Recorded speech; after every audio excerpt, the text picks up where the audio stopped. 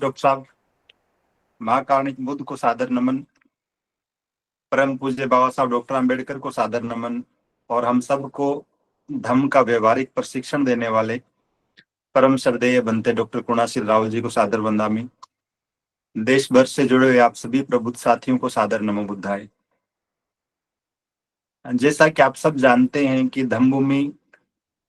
की जब भी हम बात करते हैं, धम्म भूमि को श्रेष्ठ जीवन के एक आंदोलन के रूप में रेखांकित करते हैं, देखते हैं। और स्वाभाविक रूप से पिछले लगभग दो ढाई दशकों से श्रद्धेय भंते जी के कुशल नेतृत्व में धम्म भूमि का ये आंदोलन देश भर में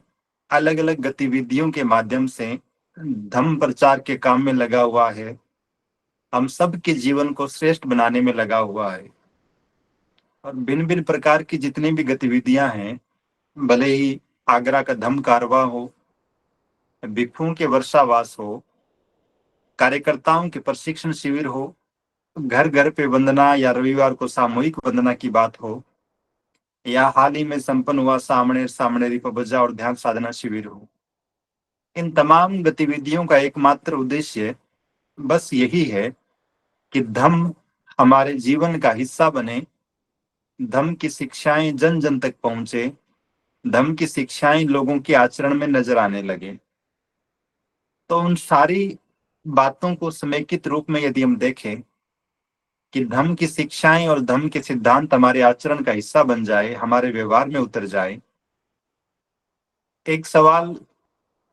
मन में आ सकता है कि धम्म भूमि प्राथमिक रूप से इतना ध्यान केंद्रित क्यों कर रही है इस विषय पर कि धम्म हमारे आचरण में आए, हमारे व्यवहार का हिस्सा बन जाए। और इसका कारण भी निश्चित रूप से धम्म ग्रंथों को पढ़ने से ही समझ में आता है। हम मिलिंद पन्नों को पढ़ते हैं,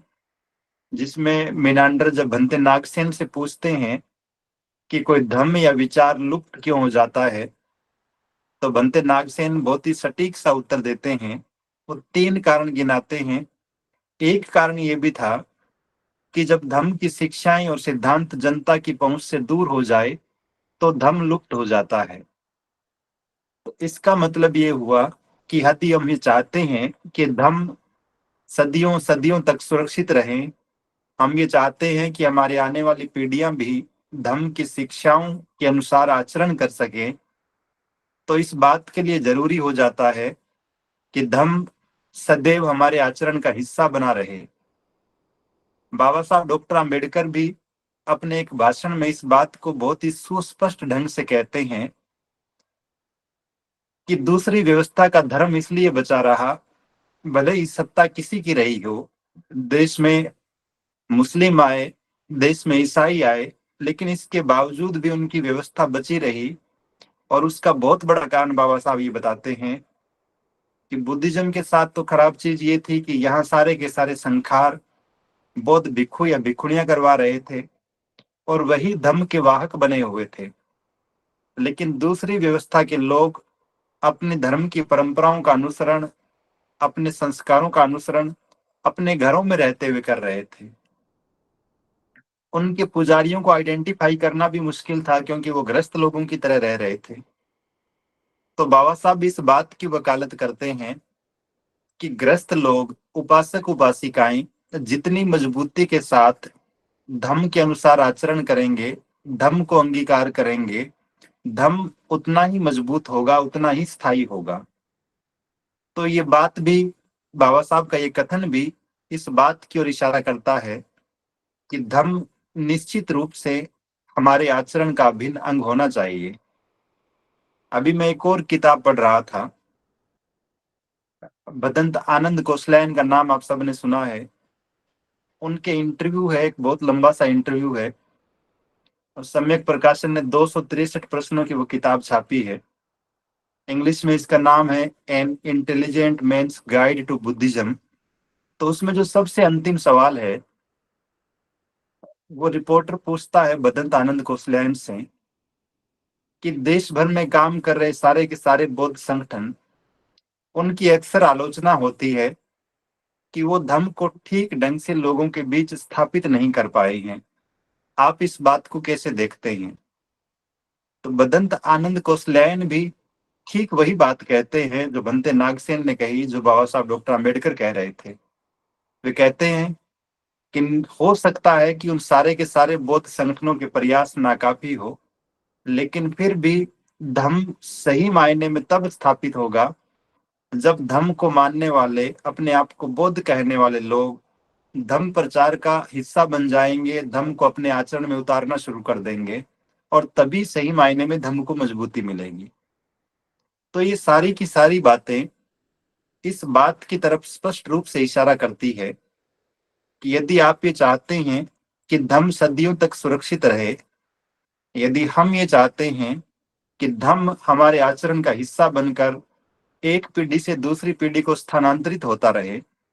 तो उसके लिए जरूरी है कि हम सब लोग, हम बौद्ध परिवार, हम गृहस्थ लोग, हम उपासक उपासिकाएं धम्म में पारंगत हो जाएं,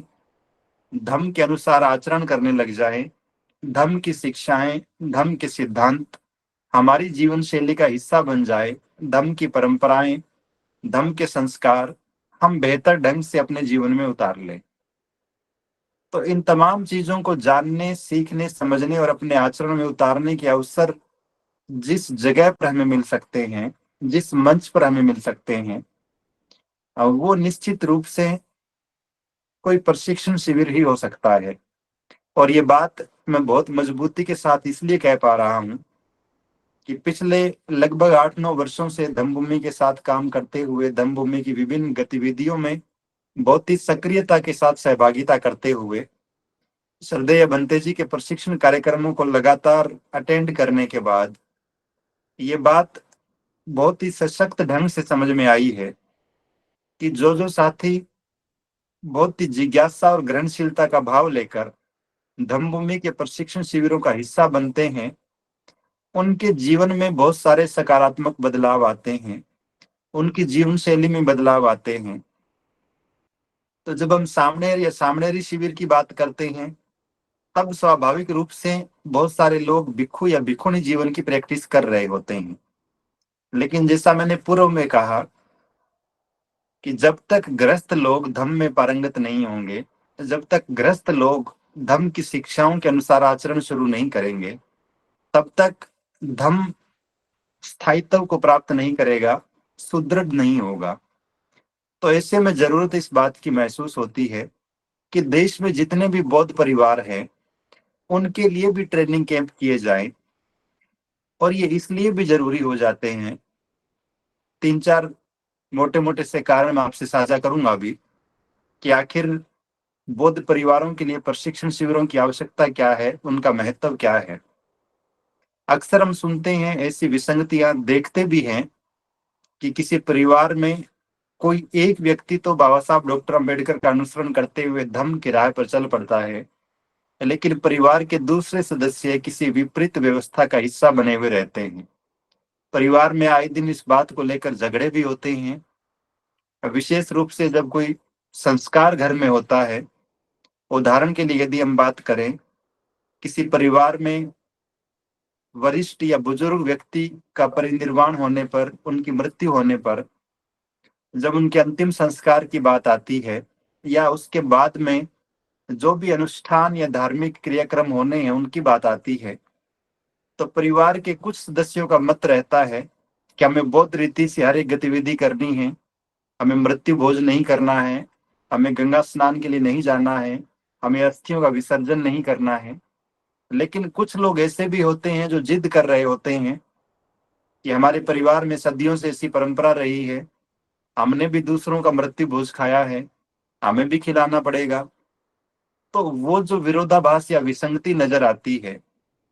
उसका एक बहुत बड़ा कारण ये है कि परिवार के 1-2 सदस्य तो बहुत बने, लेकिन परिवार के सभी सदस्यों को न तो धम्म की राह समझ में आई, और यदि उन्होंने धम्म का नाम सुना भी तो उस स्तर का प्रशिक्षण वे प्राप्त नहीं कर पाए। धम्म की बातों को व्यवहारिक रूप से अपने जीवन में लागू करने की तरफ जो कदम बढ़ने चाहिए थे, निश्चित रूप से उसमें कहीं न कहीं कमी रही है।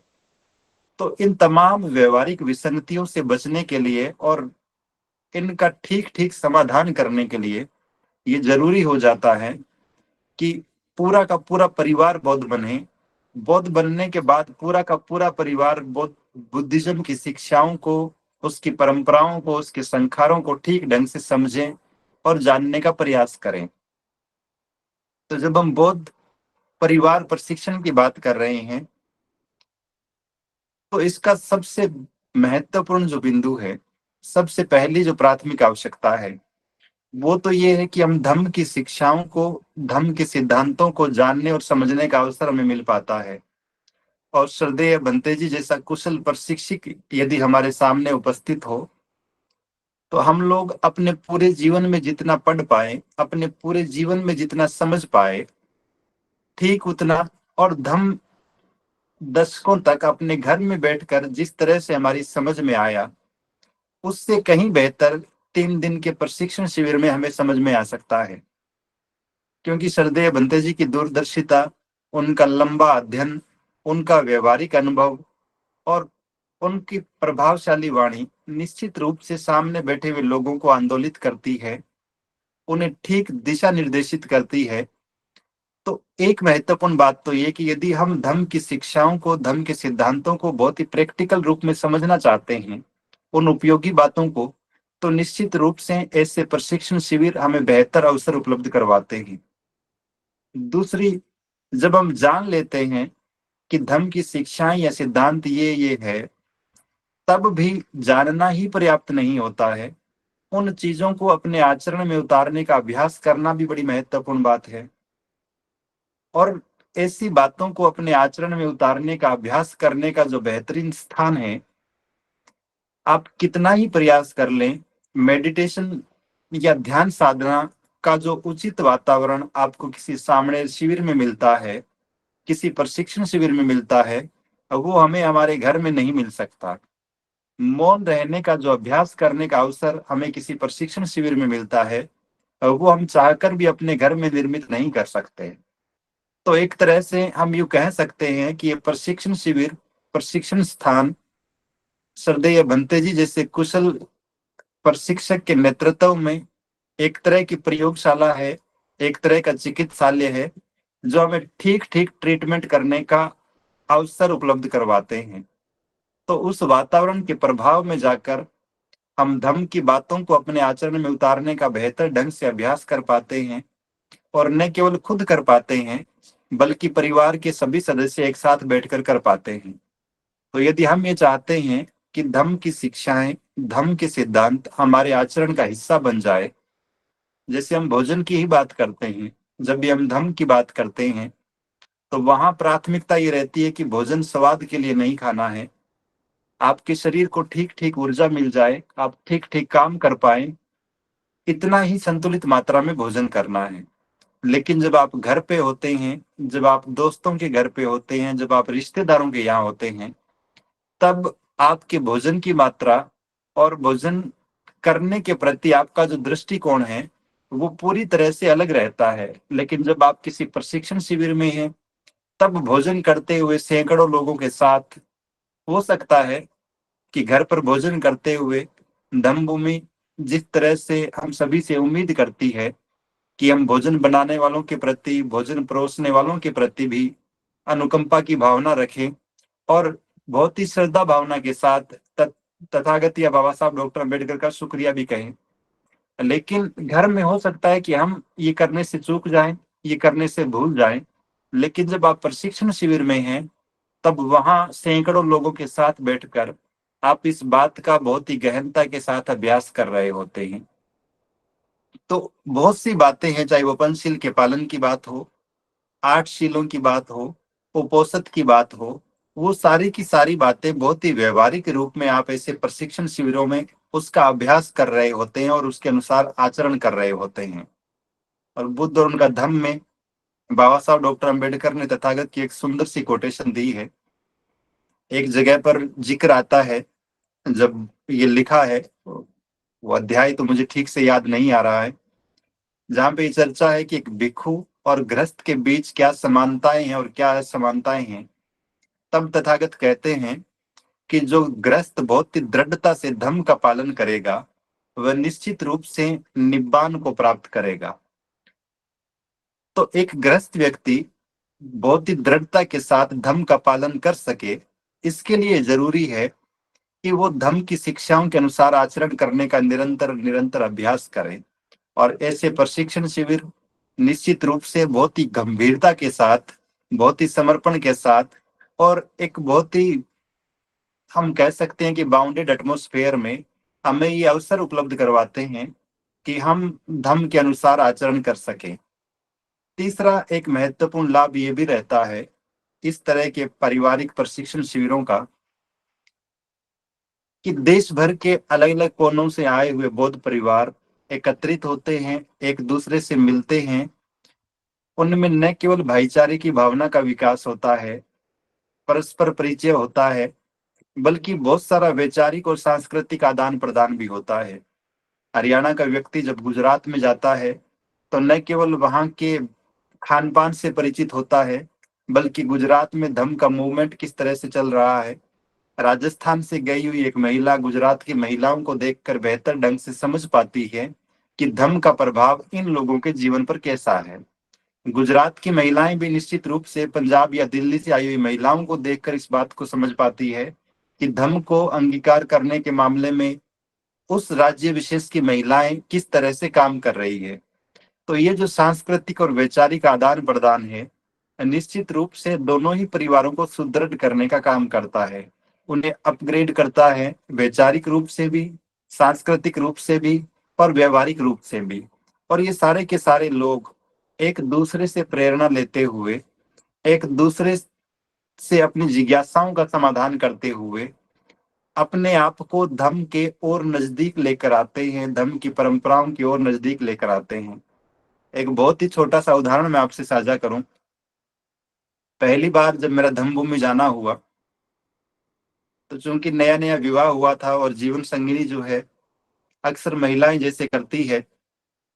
धम्म की परंपराओं का ज्यादा ज्ञान नहीं था उन दिनों में। तो पलवल में धम्म भूमि के मुख्यालय पर बुद्ध पूर्णिमा का कार्यक्रम था। तो जीवन संगिनी जो है वो अपनी एक बहुत ही रंग बिरंगी अच्छी सी ड्रेस और सौंदर्य प्रसाधन के जो जो सामान होते हैं, मंगलसूत्र सहित, चूड़ियों सहित, वो सारा कुछ लेकर पहुंचे उस कार्यक्रम में। लेकिन जब वहां बाकी महिलाओं को देखा उन्होंने कि सब की सब सफेद ड्रेस में है, किसी के शरीर पर गुलामी का कोई प्रतीक नहीं है, और सारी की सारी महिलाएं बहुत ही सादगी के साथ धम्म की परंपराओं का अनुसरण करते हुए तीक्ष्ण पंचशील कर रही है, श्रद्धेय भंते जी की देशना सुन रही है, तो मैं बहुत ही गंभीरता के साथ ये कह सकता हूँ कि मैं जितना समझा पाता उन्हें धर्म के बारे में या फिर बौद्ध महिलाओं के बारे में, उससे ज्यादा उन्होंने एक दिन के उस कार्यक्रम से सीख लिया कि बौद्ध महिलाओं का आचरण कैसा होता है, बौद्ध महिलाओं का पहनावा कैसा होता है, बौद्ध महिलाओं के प्रतीक कैसे होते हैं। तो ये सारी चीजें बेहतर ढंग से समझ में आती है जब बहुत सारे परिवार एक साथ मिलते हैं। हो सकता है किसी महिला या पुरुष के मन में बहुत सारे संशय हो कि इस काम को करूंगा तो लोग क्या कहेंगे, इस काम को करूंगा तो घर के या परिवार के दूसरे सदस्य क्या कहेंगे। लेकिन जब कोई महिला या पुरुष वहां आकर दूसरे परिवारों को देखता है, दूसरे परिवारों को देखती है, उनके आचरण को देखती है,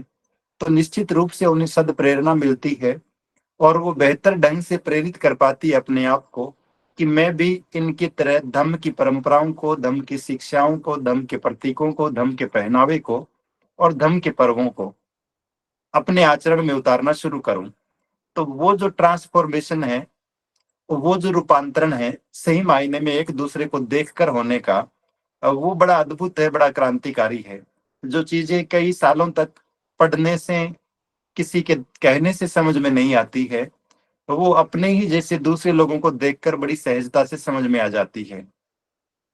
ये भी होता है कि जब आप किसी अपरिचित परिवेश में होते हैं और आपको कोई एक अनजान व्यक्ति मिल जाए जो जय भीम बोलता हो, तो आप बहुत ही फ्रेंडली महसूस करते हैं उसके साथ कि ये तो मेरे जैसा ही है, मेरे जैसी विचारधारा का है। लेकिन जब सैकड़ों परिवार एक साथ बैठे हो, एक ही विचार को मानने वाले, एक ही विचार को फॉलो करने वाले, तो निश्चित रूप से उनके मन में भी ये भावना सुदृढ़ होती है, प्रगाढ़ होती है कि हमें भी ऐसा ही आचरण करना चाहिए। तो इस लिहाज से भी बौद्ध परिवारों के प्रशिक्षण शिविर बड़े महत्वपूर्ण हो जाते हैं। एक और बड़ी महत्वपूर्ण बात है, बुद्ध और उनका धर्म में हम पढ़ते हैं गृहस्थ लोगों के लिए नियम की बात उसमें है, बच्चों के लिए क्या नियम है, बालिकाओं के लिए क्या नियम है। और ये तमाम चीजें हो सकता है कोई गृहस्थ व्यक्ति अपने परिवार में अपने परिवार के लोगों को ठीक ढंग से न समझा पा रहा हो, लेकिन जब आप इस तरह के प्रशिक्षण कार्यक्रम का हिस्सा बनते हैं तब निश्चित रूप से ऐसी बहुत सारी बातें, बहुत सारी सूक्ष्म बातें श्रद्धेय भंते जी बहुत ही सरल शब्दों में हमें समझा देते हैं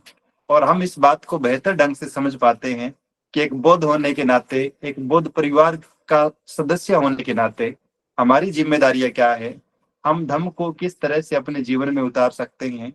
धर्म की शिक्षाएं परिवार के बच्चे हो, लड़कियां हो कि लड़के हो, बुजुर्ग हो, पति हो कि पत्नी हो, हर एक के जीवन में बेहतर ढंग से कैसे आ सकती है, इन तमाम चीजों की बेहतर ढंग से शिक्षाएं इस तरह के प्रशिक्षण शिविरों में जाकर ली जा सकती है। एक और महत्वपूर्ण बात, और वो ये कि जब भी हम व्यवस्था निर्माण की बात करते हैं, आप सब पिछले लंबे समय से सुन रहे हैं कि धम्मभूमि प्राथमिक रूप से इस बात पर ध्यान केंद्रित नहीं करती है कि ज्यादा से ज्यादा लोगों को धम्म की दीक्षा देनी है या धम्म दीक्षा के सर्टिफिकेट बांटने हैं, बल्कि धम्मभूमि का प्राथमिक उद्देश्य सदैव ये रहा है कि भले ही लोग कम आए लेकिन वो धम्म के अनुसार आचरण करने वाले हो, धम्म को सीखने की इच्छा रखने वाले हो, धम्म को अपने आचरण में उतारने वाले हो। तो ऐसे में जब हम व्यवस्था निर्माण की बात करते हैं, जब हम बौद्ध समाज की बात करते हैं, तो स्वाभाविक रूप से समाज निश्चित रूप से बहुत सारे परिवारों का समूह होता है और जितने ज्यादा परिवार धम्म की चीजों से प्रशिक्षित होंगे, धम्म के अनुसार आचरण करने का अभ्यास करेंगे, निश्चित रूप से धम्म उतना ही तीव्र गति से गतिमान होगा, गतिशील होगा और हम सब लोग भी अपनी व्यवस्था निर्माण करने की दिशा में कदम बढ़ा पाएंगे। तो इस लिहाज से भी ये जरूरी हो जाता है कि यदि हम एक बौद्ध समाज का निर्माण करना चाहते हैं, और मैं बहुत ही दुख के साथ ये बात आपसे साझा कर रहा हूं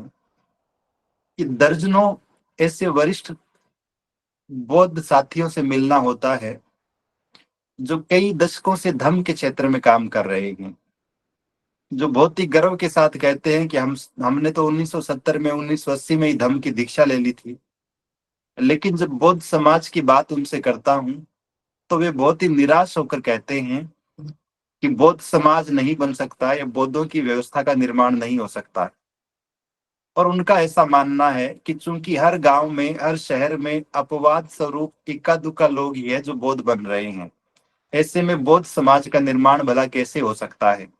लेकिन धम्मभूमि हमें ये सुअवसर प्रदान करती है। धम्मभूमि का प्लेटफॉर्म ही सही मायने में ऐसा है जहाँ देश के अलग अलग राज्यों से हजारों की संख्या में, लाखों की संख्या में लोग आते हैं, धर्म को मानने वाले लोग आते हैं, परिवार सहित आते हैं और उन सब को देखकर मन निश्चित रूप से संतुष्ट होता है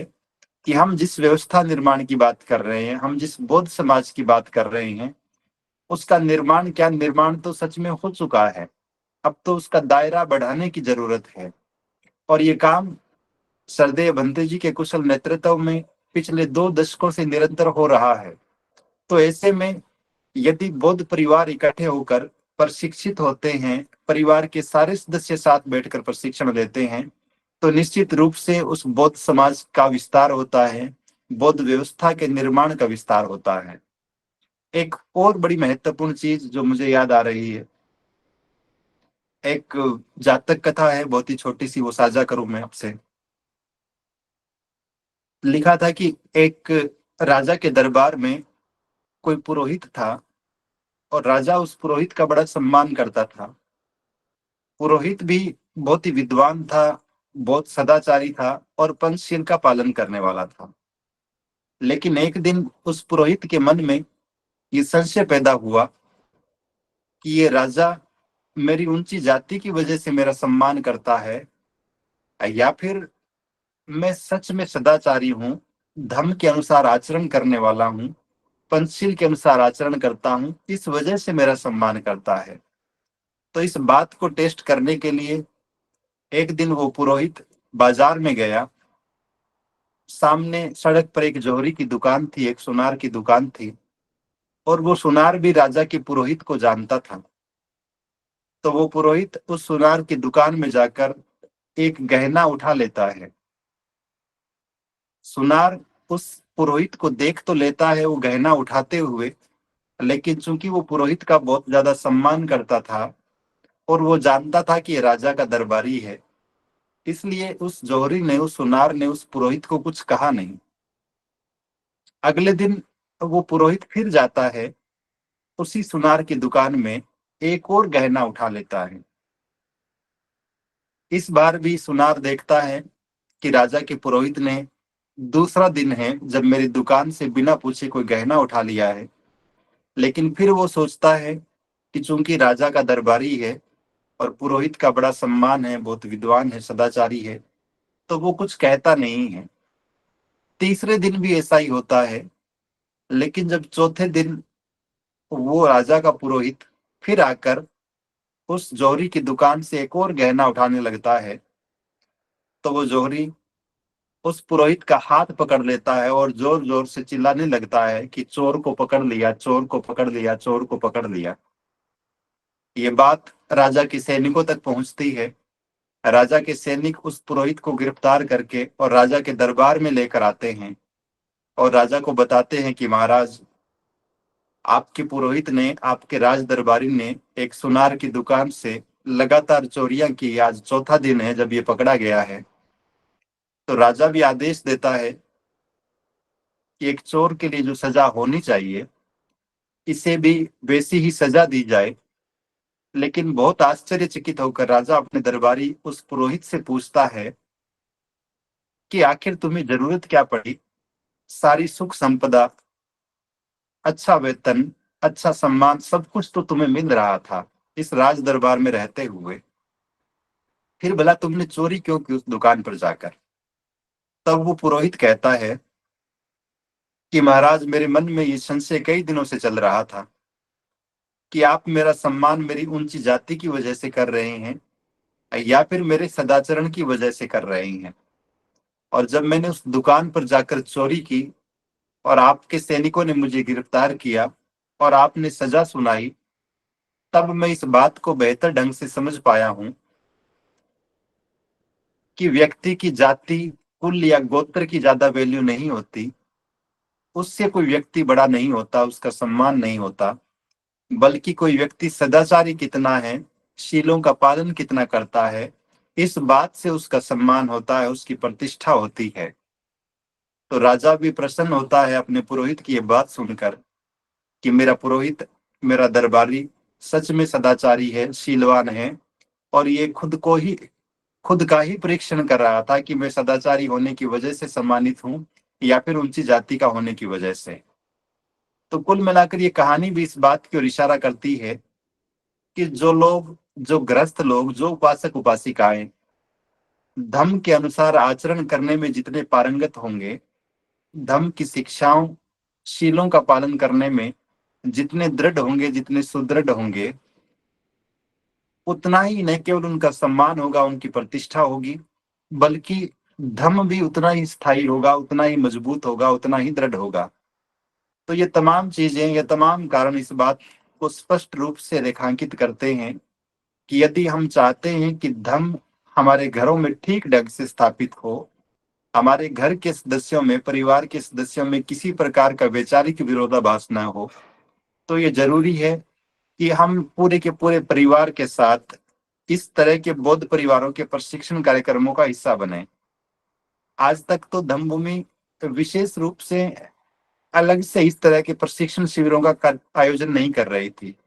सामूहिक रूप से कार्यकर्ताओं के प्रशिक्षण शिविर हो रहे थे और उनमें उपासक उपासिकाएं, कुछ लोग अकेले आ रहे थे, कुछ लोग सह परिवार आ रहे थे, और कुछ लोग 2 या 3 सदस्यों के साथ आते थे, 2 या 3 सदस्य घर पे छूट भी रहे होंगे। लेकिन अभी श्रद्धेय बंदे जी ने ऐसी इच्छा जाहिर की कि धम्मभूमि बौद्ध परिवारों के प्रशिक्षण के कार्यक्रम भी औपचारिक रूप से शुरू करे, और जिन जिन जिलों में धम्मभूमि का कार्यक्रम थोड़ा ठीक स्थिति में है, मजबूत स्थिति में है, वहां 100 या 50 परिवारों की एक सूची बनाई जाए और जो भी राज्य इकाइयां धम्मभूमि के साथ काम करने वाले प्रबुद्ध साथी ऐसी इच्छा रखते हो कि हमारे जिले में या हमारे शहर में बौद्ध परिवारों का प्रशिक्षण शिविर आयोजित किया जाए, वे अपने गांव, अपने शहर या अपने जिले में, अपने राज्य में ऐसे बौद्ध परिवारों की सूची बनाएं। कम से कम 50 परिवार तो हो। 50 परिवारों का मतलब एक परिवार में 3 या 4 सदस्य भी होते हैं, तो कम से कम 200-300 लोगों का प्रशिक्षण कार्यक्रम हो और ये कार्यक्रम कम से कम 3 दिनों का हो। बौद्धों की जीवन शैली क्या होती है, बौद्धों की दिनचर्या क्या होती है, और अभी जब 10 नवंबर को श्रद्धेय भंते जी के कुशल नेतृत्व में बौद्ध समाज का घोषणा पत्र पूरे देश को एक तरह से समर्पित कर दिया जाएगा और उसकी लॉन्चिंग कर दी जाएगी, तो वो छोटी छोटी बुकलेट्स के माध्यम से देश के कोने कोने तक पहुंचेगा। तो उस बौद्ध समाज के घोषणा पत्र में लिखी हुई बातों का, कि बौद्धों की जीवन शैली कैसे होती है, बौद्धों का आचरण कैसा होना चाहिए, वो हम सब बेहतर ढंग से सीख सके, हमारे आचरण में आ सके। इसके लिए भी जरूरी है कि हम सह परिवार इस तरह के बौद्ध प्रशिक्षण शिविरों का हिस्सा बने। तो आप में से जिन जिन साथियों की इच्छा हो कि हमारे क्षेत्र में बौद्ध परिवार प्रशिक्षण शिविर आयोजित हो, वे अपने अपने क्षेत्र की बौद्ध परिवारों की सूचियां बनाएं और फिर हमारे जो धम्मभूमि के जितने भी कार्यक्रम होते हैं उनके जो प्रभारी आदरणीय बुद्ध अलंकार जी बौद्ध साहब, उनसे संपर्क करके अपने क्षेत्र में बौद्ध परिवार प्रशिक्षण कार्यक्रम के दिन तय करें। श्रद्धेय भंते जी के कुशल निर्देशन में, उनके सानिध्य में निश्चित रूप से आप बहुत कुछ नया सीखेंगे। आपका परिवार, परिवार का हर एक सदस्य एक आदर्श बौद्ध की जीवन शैली क्या होती है उससे बेहतर ढंग से परिचित हो सकेगा और हम सब लोग अंततः इस नवाचार के माध्यम से बौद्ध समाज के निर्माण की दिशा में निश्चित रूप से और कदम आगे बढ़ा सकेंगे। तो इसी के साथ मैं अपनी बात को यहीं विराम दे रहा हूँ। उम्मीद करता हूँ कि आप सब साथी मेरे द्वारा दी गई जानकारी को बेहतर ढंग से समझ पाए होंगे। सबको बहुत बहुत साधुवाद। नमो बुद्धाय।